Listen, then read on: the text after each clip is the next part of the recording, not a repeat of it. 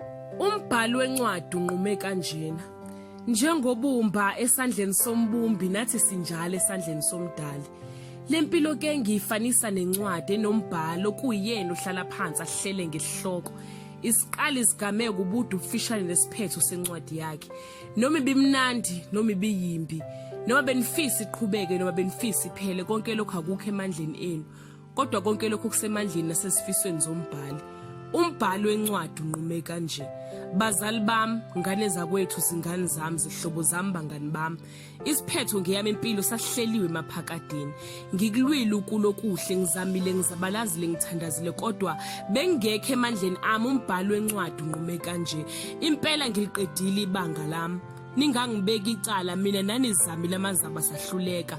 Akusikho ukuthi bengasafuna ukuphila, akusikho ukuthi bengasafuna ukuguga ngize ngibe mpunga. Ngibona izingane zami zikhula zize zigane zizale zazingane.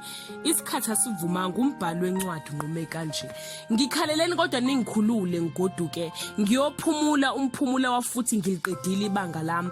Enhlizweni yami ngonithanda njalo, njengembali eqhakaza namuhla kusasibune, nanjengamazolo ebona ilanga, njengamanzi achithiwe ngasenakubuthwa, injalo ke imihla yozelwe ngowesifazane.